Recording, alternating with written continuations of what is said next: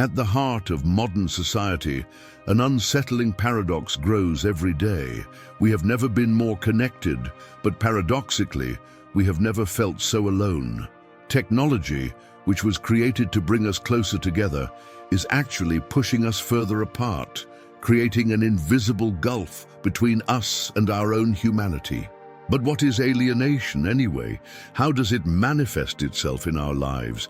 And why is it becoming one of the biggest questions of our time? Alienation is not just being physically isolated, but a profound disconnection from who we are, what we feel, and even what we need. We live in a world where the presence of others, despite always being just a click away, has become almost illusory. Alienation expresses itself in the hours we spend in front of a screen, aimlessly swiping through endless feeds, as if our lives were just a series of images and moments manufactured to please others, to fill an inner void we can no longer name. Every notification we receive, every text message, every like on our posts becomes a desperate attempt to validate our existence, but at the same time, we distance ourselves from what really matters. It's ironic to think that in an age where we have access to information faster than ever and can stay in touch with anyone around the world, loneliness has become so common. What seems like an instant connection ends up being an empty reflection of interaction. Social networks, instead of promoting genuine bonds, often create a stage where everyone tries to show themselves better, happier, more interesting than they really are. And in this scenario, we forget to look at what we really are: human beings in search of a purpose, of meaning. Alienation does not just refer to distancing ourselves from others, but distancing ourselves from our true essence. We are so busy trying to please others and be part of an idealized image that we forget to take care of our soul. Have you ever stopped to reflect on how much time you spend looking for external answers, while the real question lies within? Maybe you've felt this in the early mornings when silence sounds louder than any music you can hear. The anguish that forms in your chest, the void that can't be filled, the desire to be somewhere where you can really be yourself, without masks. This is alienation taking shape. And the worst part of all this is that without realizing it, you can get used to this emptiness. Routine pulls you into this state of disconnection.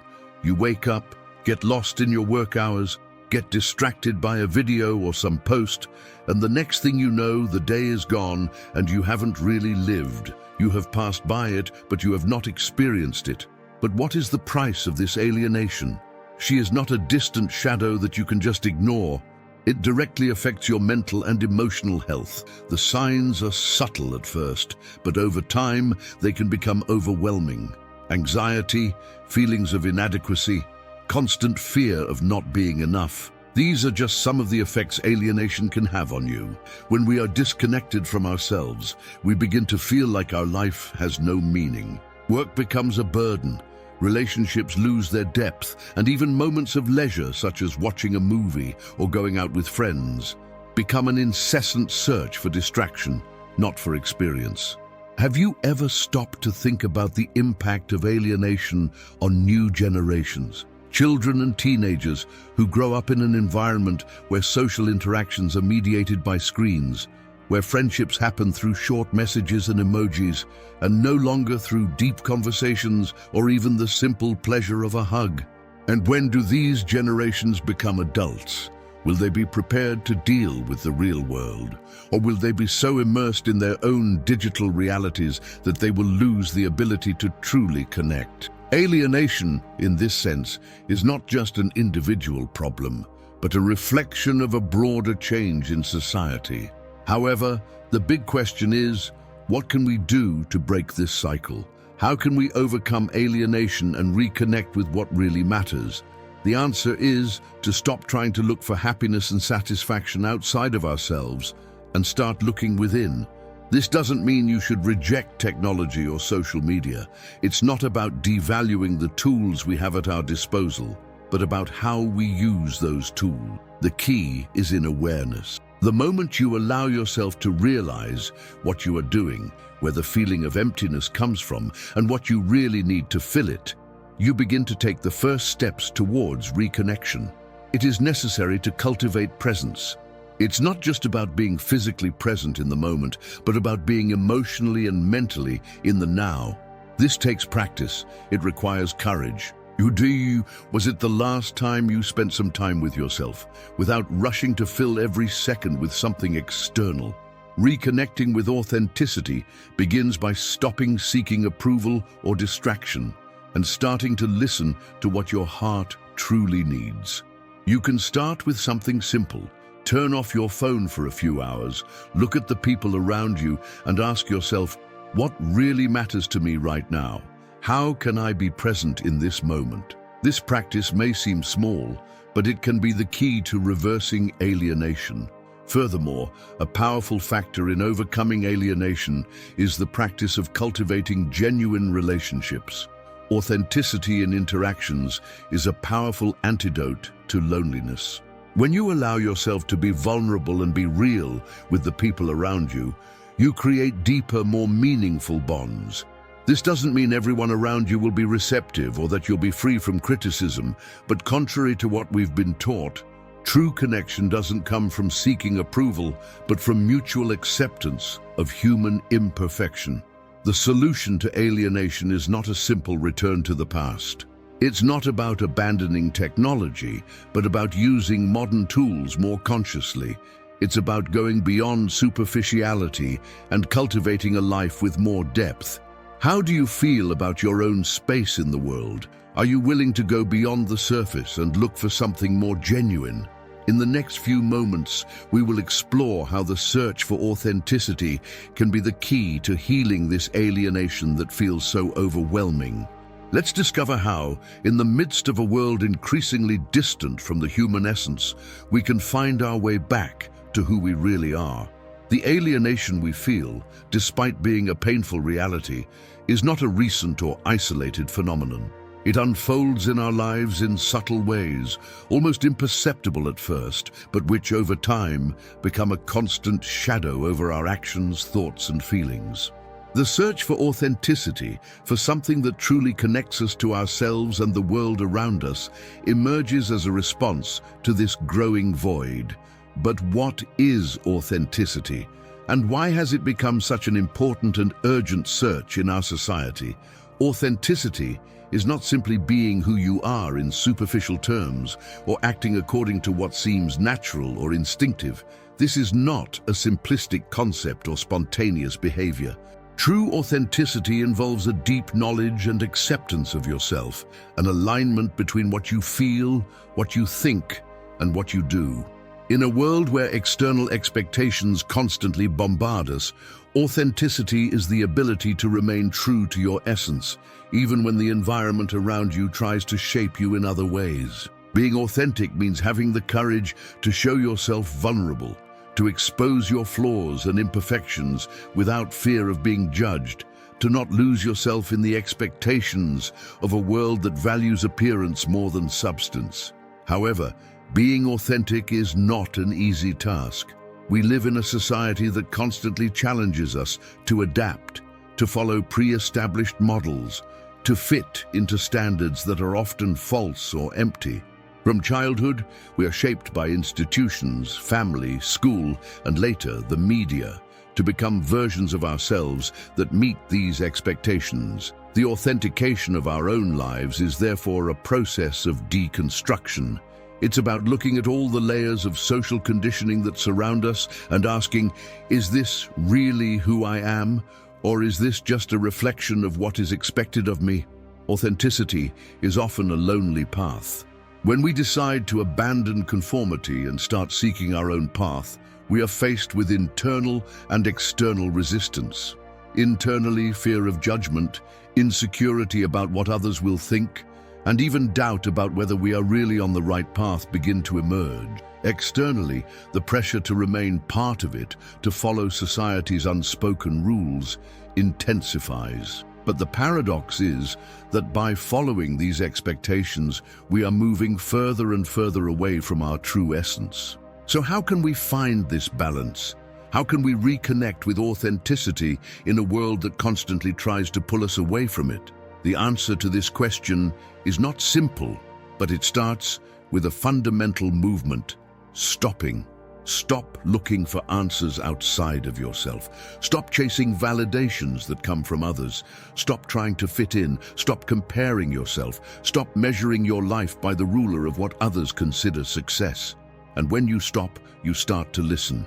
Listen to what really matters to you. Listen to your needs, your desires, your emotions. Hear what your soul truly yearns for. Imagine that you are a tree.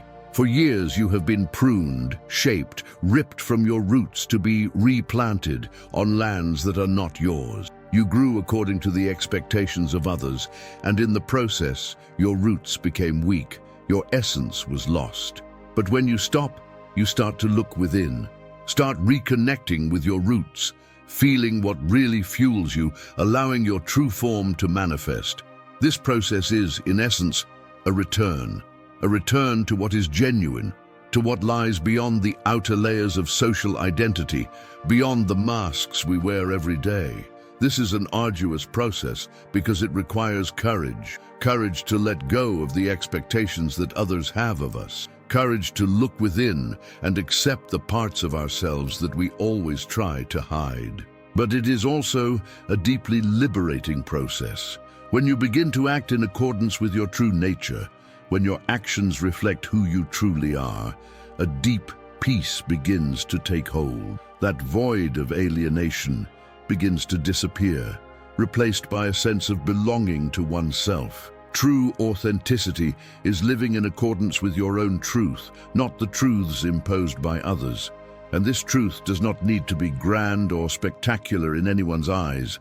Authenticity is often in the little things. It's the decision to say what you feel, to express your emotions without filters, to make decisions that go against your principles, even if that means swimming against the current. Sometimes authenticity lies in simply being, without the pressure of having to be more, without the need to prove anything to anyone. This, in itself, is an act of revolution. You may be wondering, but how do I know what is authentic about me? The answer, although simple, can be difficult to practice. Pay attention to the moments when you feel lighter, more at peace, more connected. At what point do you feel like you are truly being yourself, without reservations, without masks? Maybe it's those brief moments when you allow yourself to do something you enjoy, without worrying about judgment. Or when you are with the right people, those who accept you the way you are, without demanding anything more. These moments are clues, signs that you are getting closer to your true essence. But the search for authenticity is not a straight road. It is full of ups and downs, doubts and insecurities. And that's one of the reasons why it's so difficult to live authentically. Because deep down, the biggest battle we fight is against ourselves. It's not against society's expectations. It's not against external pressures. It's against the fear of being rejected, against the fear of being wrong, against the fear of not being enough. This fear stops us from moving forward, from being who we really are. However, as you begin to walk this path of authenticity, you will notice that fear is losing strength. It becomes more and more silent until one day it stops being a barrier. And when that happens, something magical happens. You connect not only with your true essence, but also with the world around you in a deeper way. Relationships gain more meaning, work becomes more pleasurable, and even moments of loneliness start to be seen with different eyes. It is no longer a feeling of emptiness, but of depth. You are connecting with what is real, and that is more than enough. Now, if authenticity is the key to overcoming alienation, the next step is to understand how it can be experienced in a more full and concrete way. This is where the philosophy of figures like Martin Heidegger becomes crucial. He shows us that to be truly authentic, we need to understand our relationship with the world in a deeper way, without getting lost in the distractions that take us away from our essence.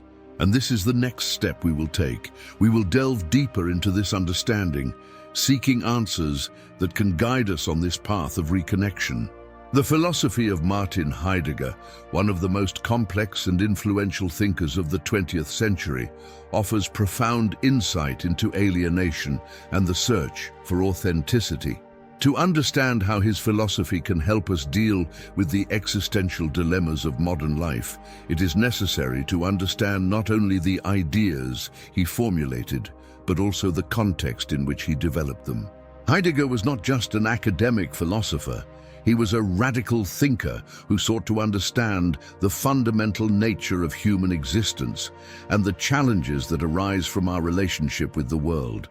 Heidegger, in his best-known work, Being and Time, proposed that the central question of philosophy is not the search for abstract knowledge or universal truths, but rather the exploration of our own concrete existence. He challenged the traditional philosophical action by stating that before anything, we need to ask ourselves, what does it mean to be? But this question, although it seems simple, has profound and complex implications, as the way we relate to the very idea of being determines the way we live our lives. For Heidegger, we, as human beings, are thrown into the world. This means that our existence does not begin from a neutral point, but is always situated in a context given to us, full of external influences, social expectations, historical and cultural pressures. What he meant by this is that we are immersed in a world that is already structured in a certain way, and that our being in the world is always determined by that context. This generates an internal conflict. On the one hand, we are immersed in a concrete reality, full of objects and activities, but on the other, we are constantly invited to question this reality, to search for something deeper, more authentic, more meaningful. It is at this point that Heidegger introduces the idea of being in the world, a fundamental concept in his philosophy. Being in the world is not just an existential condition. It is a way of relating to everything that surrounds us fully and consciously. For Heidegger, living authentically means being truly present in the world without getting lost in superficial distractions that take us away from the direct experience of life. It's not just about being physically in the world, but about being completely involved in our being, about living in a way that respects our essence and the possibilities that life offers us. However, most of us live in a state of alienation. Heidegger describes this as a way of being in the world in which we distance ourselves from authenticity, allowing ourselves to be consumed by distractions, social conformity, the incessant search for status or acceptance. This distancing from our true being is what Heidegger calls the fall, a state in which we lose ourselves in the conventions and values imposed by society without questioning them. The fall is, therefore, the antithesis of authenticity, as it prevents us from living fully, from truly relating to the world and to others in a genuine way. Alienation, for Heidegger, is not something that simply happens. It's something we are constantly asked to try because of external pressures. We live in a world increasingly saturated with information, stimuli, and obligations. Technology, in particular, is one of the biggest responsible for this alienation. Heidegger has a very critical view of technology, considering it as a force that keeps us away from the true experience of life. In his works, he warned that modern technology not only changes the way we relate to the world, but also prevents us from seeing reality authentically. For him, technology transforms everything into an object, reducing the world to something manipulable, utilitarian, controllable. The machine, the computer, the cell phone, all these things, which seem to make our lives easier, end up alienating us even more, transforming our experience of the world into something superficial and devoid of depth. Heidegger's criticism of technology goes beyond a simple denunciation of machines or progress. He warned that technology, by dominating our lives, makes us lose the ability to contemplate the beauty, complexity, and mystery of human existence. We are more than beings that consume information and perform tasks. We are beings who seek meaning, depth, genuine connection with others and the world. When we let ourselves be carried away by technological logic, we lose this ability to feel and experience life authentically. In this sense, Heidegger invites us to regain control of our own lives and our relationship with the world. But how to do this? How to recover authenticity in a world so dominated by technology and consumerism? Heidegger's answer lies in the idea of unconcealment. He teaches us that truth is not something that we can find objectively or abstractly, but something that must be revealed through our direct relationship with the world. For him, living authentically is being able to look at the world with new eyes, to perceive what is hidden and what is revealed to us through our direct experience, without intermediaries. This vision helps us understand the role of art and creativity in the search for authenticity. Art, for Heidegger, is one of the most powerful means of unconcealment. When creating or appreciating art, we are invited to look at the world in a new way, to see things from a deeper, more authentic perspective. Art is not just a form of entertainment or aesthetic expression, but a way to reconnect with what is essential in life, a direct experience, a revelation of truth that goes beyond appearances. Things were superficial. Heidegger also teaches us that the search for authenticity is an ongoing journey.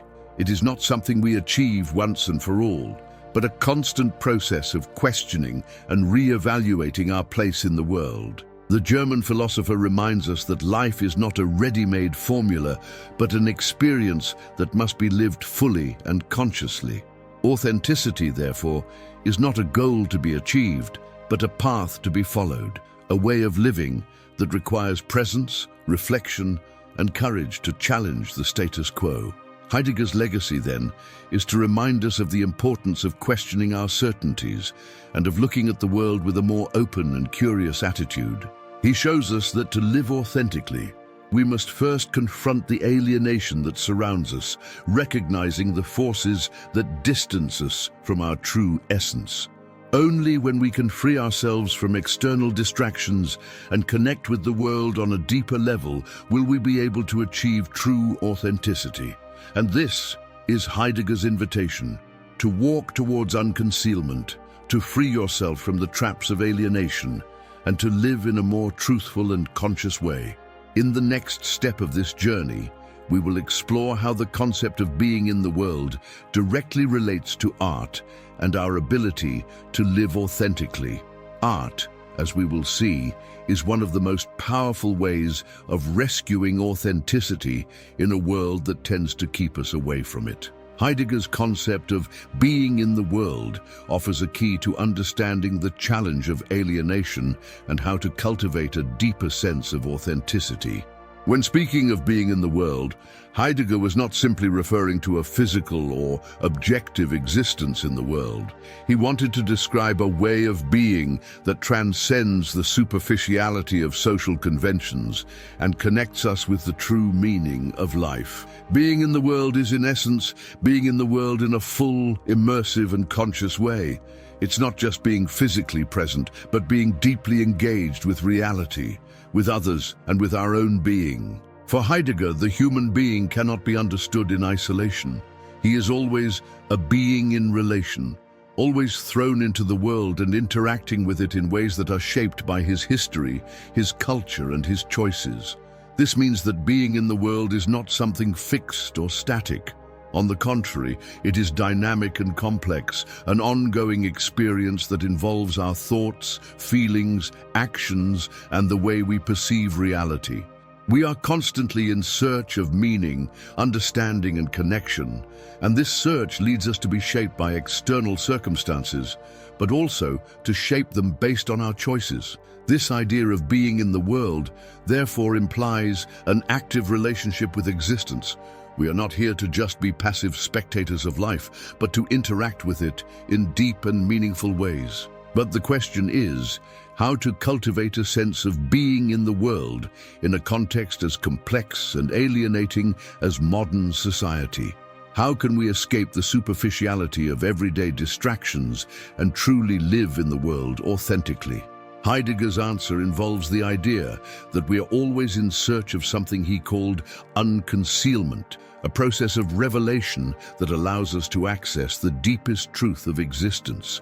When we are truly in the world, and not just living automatically and routinely, we are able to perceive what is beyond the surface, what is genuine, what is hidden from common view. This unconcealment allows us to see the world in a more open, more meaningful way. And this is, for Heidegger, the true essence of being in the world. It is the state of full presence that we can achieve when we are fully aware of what is happening around us and within us.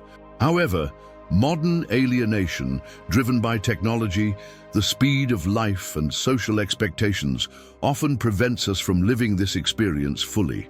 We live in the world of representation, as Heidegger would say, where everything is mediated by images, symbols, and projections, rather than a direct and immediate experience of reality.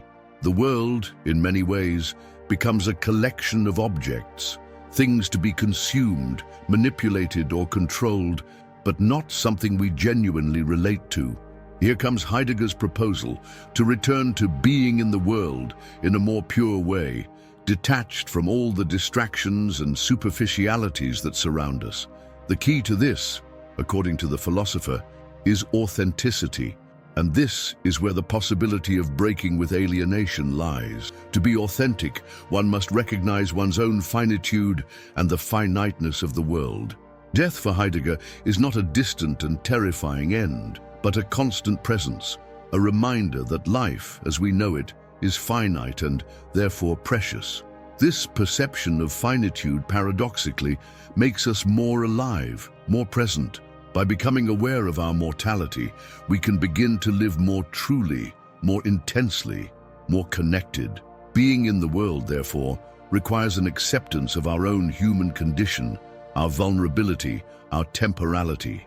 It means being willing to give up the security of a consumerist life based on pre-established social standards and embrace the uncertainty, unpredictability, and complexity of life. Authenticity is not found in the endless search for comfort or stability, but in accepting the dynamic flow of existence with all its pains, joys, and ambiguities. This leads us to a fundamental question. How can we cultivate this sense of being in the world in a society that constantly pushes us towards a more superficial existence? The answer, at least in part, may lie in art. Art, in its various forms, is a way to rescue this deep relationship with the world. It allows us to connect with what is essential, to visit what is beyond everyday images and immediate distractions. Art invites us to see the world differently, to explore its deepest layers, to question what is taken for granted, and to give voice to our subjective experience in a creative way. Furthermore, art has the power to help us break away from alienation. The work of art is not just a representation of the world, it is a way of unveiling reality, of revealing aspects of existence that are hidden. When looking at a painting, listening to a song, or watching a performance, we are invited to look at the world with new eyes, to question our assumptions, and to allow ourselves a new way of being in the world. This, according to Heidegger, is a process of unconcealment, a moment in which the truth of the world reveals itself to us in a direct and intense way. But art is not the only way to cultivate being in the world. It is one of the most powerful ways, but it is also necessary to cultivate full attention to everyday life, to the details of life, to the simple act of breathing and being present. Heidegger suggests that we should seek unveiling not only in extraordinary moments, but also in what is common, in what is simple. Every gesture, every word, every moment of silence can connect us more deeply with the world if we are willing to be fully present in it. And it is precisely here in everyday life where the challenge becomes more concrete.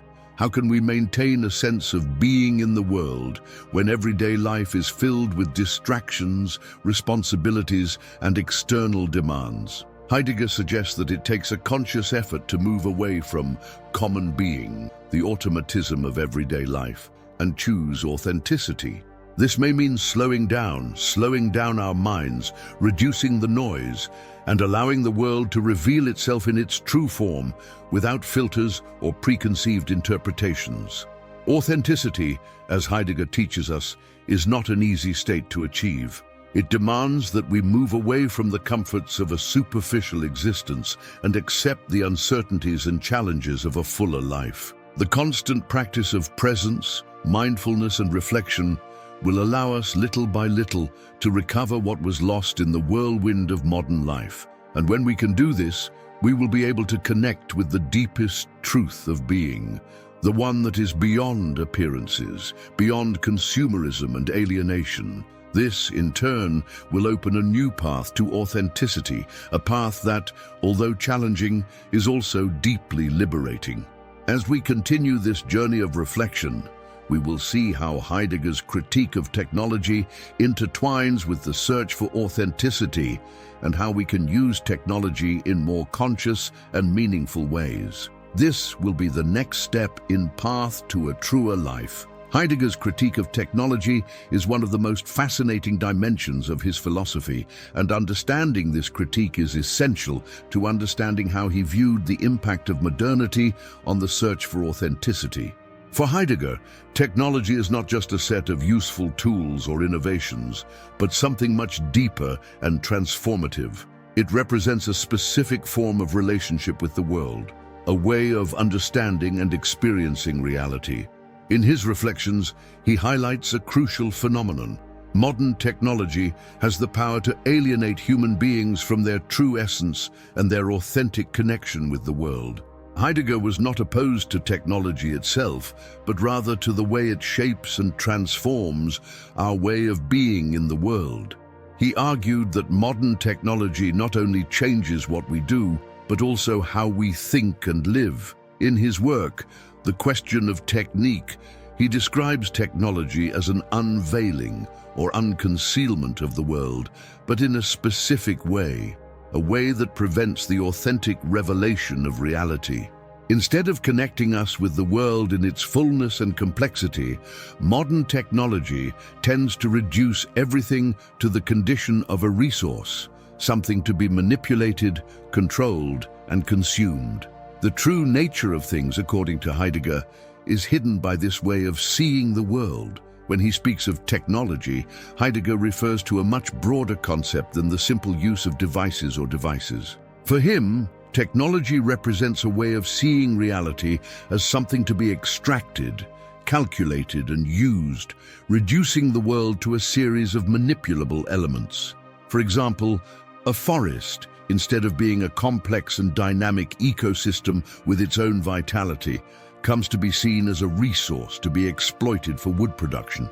The river, instead of being a natural force that flows, becomes a source of energy to be captured and used. The human being, therefore, places himself at the center of this process as the framer, the one who orders and controls nature. This way of relating to the world, according to Heidegger, impoverishes our existential experience, as it limits our ability to be in contact with reality in its complexity and mystery.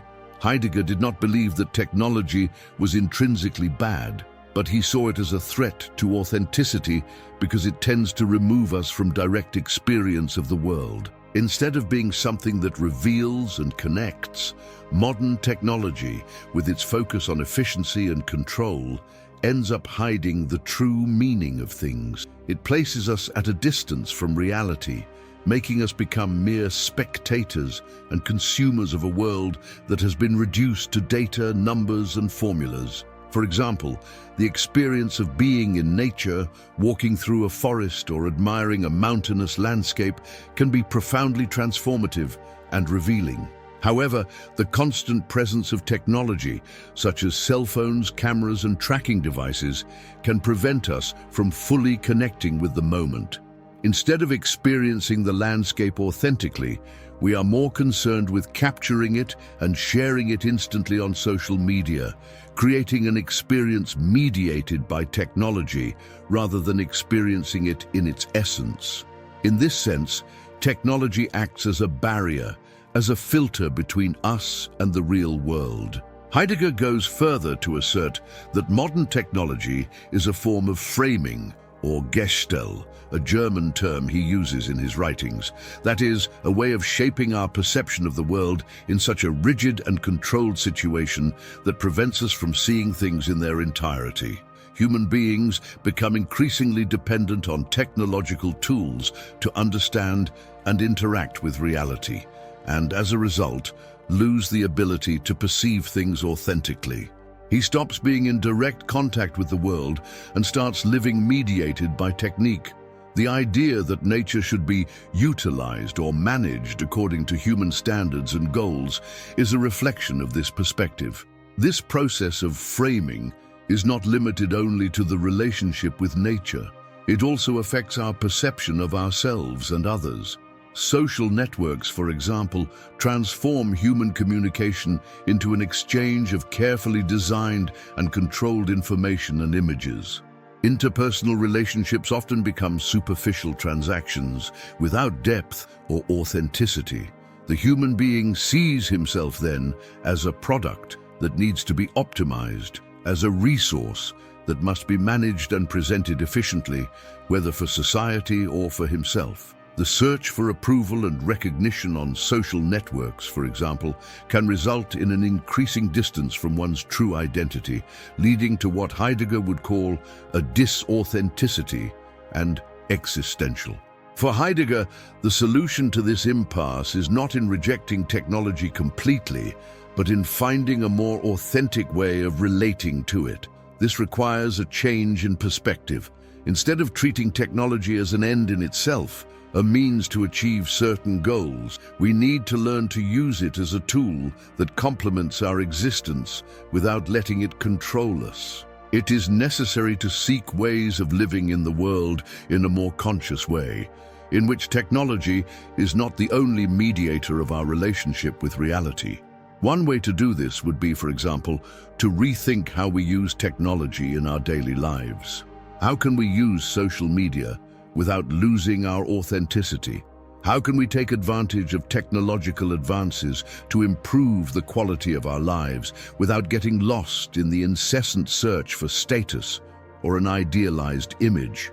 Heidegger suggests that we should be more reflective and critical regarding the use of technology.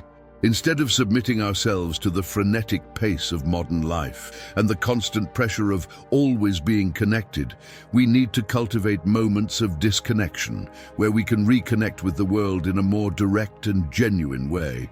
Technology then can be an ally in the search for authenticity, as long as we use it with awareness and discernment. It does not need to be seen as something that dehumanizes us, but as a tool that, when managed well, can help us explore the world in deeper and more revealing ways. The key is not to allow technology to define us, but rather to use it to expand our possibilities of being in the world, always focusing on authenticity and a true connection with reality. As we continue to reflect on Heidegger's critique of technology, we begin to realize the importance of art and community in the search for a more authentic life. In the next step, we will see how art, in its various forms, can be a powerful tool for reconnecting us with the world in a deeper and more meaningful way. Art plays a central role in the search for authenticity, and its importance is something that cannot be underestimated when it comes to reconnecting human beings with themselves and the world around them. For Heidegger, art is one of the most powerful forms of revelation, as it has the unique ability to uncover reality in a way that allows us to experience the world in a new and deeper way. Art, according to him, is not just a form of expression, but a way of being in the world, of experiencing existence in an authentic way. In his work, Heidegger speaks of art as a form of unconcealment, a way of bringing to light that which was hidden or covered up. While technology, with its logic of efficiency and control, tends to reduce the world to a series of manipulable resources, art is capable of revealing the world in its totality and complexity. It does not transform the world into an object of use or consumption, but invites us to be with the world in its essence, without rushing, without the need for explanations or justifications. Art, therefore, offers an experience of presence in which the subject opens up to the mystery and depth of things. Let us think, for example, of the experience of contemplating a painting, a sculpture, or a piece of music. What these artistic forms offer is an opportunity to see the world from a new perspective, to question the assumptions and certainties that we often take for granted. When we are in front of a work of art, we are not just in front of something that was created, but in front of a world that is shown to us in a unique and personal way. Art invites us to stop, reflect, and feel. It makes us question not just how we see the world, but how we see ourselves within it. Art therefore offers a space for human beings to reconnect with their authenticity. It allows us to express feelings and thoughts that we often cannot verbalize otherwise. More than a mere representation of something, art is a living experience in which the viewer or the creator surrenders to the process of unveiling the world. This experience is profoundly transformative because it puts us in touch with something that transcends our everyday concerns, with a truth that cannot be captured by words or logic. Music, for example, has this unique ability to touch us on a deep, intuitive level. Even when we don't fully understand a song's lyrics or the composer's intent, music affects us emotionally. It transports us to a place of introspection where we can feel and reflect without rushing. Art in its various forms has the power to remind us of who we are and what we are capable of. It allows us to access a part of ourselves that is often hidden in our fast-paced, impersonal routine of modern life. Theater, with its ability to create worlds and stories, also offers a unique form of self-knowledge. By putting themselves in the shoes of different characters and experiencing their emotions, the viewer is invited to question their own beliefs, their own experiences, and their own limitations. The play thus becomes a metaphor for life, an opportunity to see ourselves in a different way, to expand our possibilities of being. But beyond helping us understand ourselves better, art also has the power to connect us with others in a more authentic way. In a world increasingly marked by the superficiality of interactions, art can be a meeting point, a space where barriers between people disappear. When we are moved by a work of art, when we share the experience of a film, an exhibition, or a piece of music, we are doing more than simply consuming culture. We are opening ourselves up to one another, creating a genuine connection. And here comes one of the greatest contributions of art to the search for authenticity.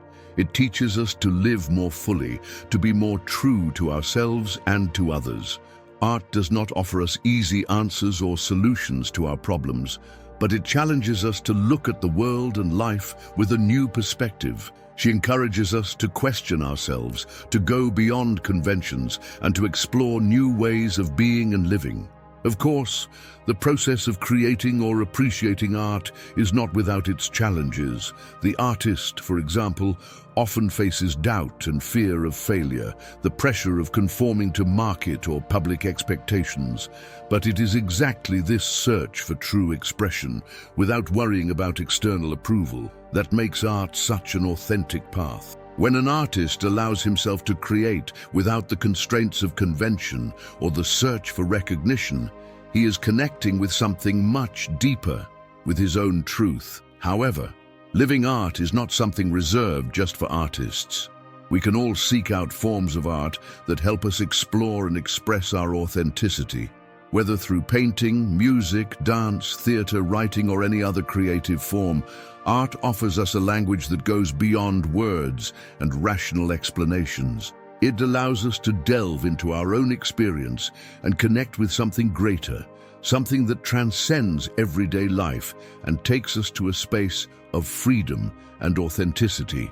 If you've ever wondered how you can become more authentic, how you can free yourself from the shackles of superficiality and reconnect with your true essence, art is a powerful path. And more than that, art teaches us that the search for authenticity is not a solitary journey.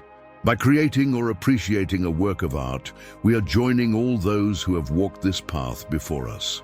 Art is a universal language, a form of expression that crosses time and space, connecting us with the past, the present, and the future. As we move forward on this journey of seeking authenticity, it is important to remember that art is not just something you see or consume, but something you experience and feel. It challenges us to be more honest with ourselves, to look at the world more deeply, and to connect with others more genuinely. In a world where superficiality seems to dominate, art offers a way of escape, a space where we can be true, free, and authentic. And as we reflect on the role of art, we see that for a truly authentic life, we also need something more. A community that supports us and challenges us to be who we truly are. In the next part, we will explore how community can be an essential ally in the search for authenticity, offering an environment of support, understanding, and growth. The community plays a vital role in our search for authenticity, as it is in the collective context that we find the support we need to be true to ourselves and others. We live in an era of intense individualization, where we are often driven to hide our weaknesses and adopt masks that distance us from our true essence. Yet community offers something that solitude never can, a genuine reflection of who we are beyond the superficial layers the world demands of us. Being part of an authentic community does not simply mean being surrounded by people, but finding a space where we can be ourselves without fear of judgment. In a true group, differences are not only accepted, but celebrated, as everyone seeks a common journey of self-discovery and growth. This type of community offers the emotional support we need to live with more courage, being vulnerable and open about our pain, fears, and insecurities. Think, for example, in the deepest relationships you've ever had, conversations that are not limited to superficiality, but explore the complexities of life, challenges, and personal victories. In these interactions, you felt seen, understood, welcomed. This happens because, in a genuine community, each person is willing to show their vulnerability and support others on the path to authenticity.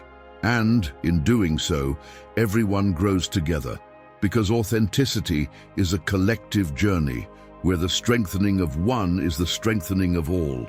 Building such a community is not easy.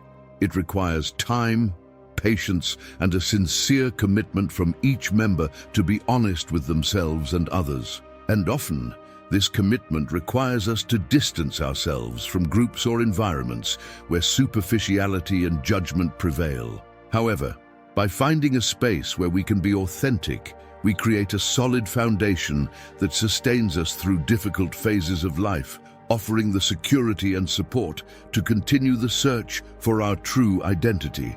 It is within this community dynamic that we realize that authenticity is not something we achieve alone, but something that flourishes in a mutually supportive environment. The next step on this journey, then, is understanding how to take the first steps toward integrating authenticity into our daily lives. How to start practicing it in a concrete way. How can we transform intentions into actions that really lead us to a truer life? The answer to this will come, and it is closer than we imagine. The journey toward a more authentic life begins with a simple but powerful question. Who am I, really? This is the starting point for leaving behind the masks and expectations that are imposed on us by society. This questioning requires courage, because it challenges us to look within and confront our own insecurities, fears, and desires. This is not an isolated reflection, but a daily practice where we choose, in small moments, to act in accordance with what we really believe. The first step can be as simple as slowing down. In the midst of routine, life starts to flow like an automatic reflection of other people's expectations. Taking the time to enjoy a leisurely meal or really listening to someone during a conversation are small but powerful acts that help us come back to the present and reconnect with our true essence. Authenticity is built in these details, in the moments when we choose to be genuine without rushing, without external pressure. But the path will not be easy. The temptation to conform to what is expected of us will always be present. The fear of not being accepted, of being rejected, or of not fitting in is a constant obstacle. However, it is precisely by challenging these external expectations and listening to our own inner voice that we get closer to our true identity. And although deviations happen, the key is to be kind to ourselves, accepting our flaws and limitations as natural parts of the process. Over time, as we follow this path, we begin to feel the fruits of this search. Life takes on a new meaning, and contagiously, our authenticity inspires others to do the same. True freedom is not being free from expectations, but being true to who we really are, regardless of external pressures. And in doing so, we discover that we are actually stronger and more complete than we ever imagined.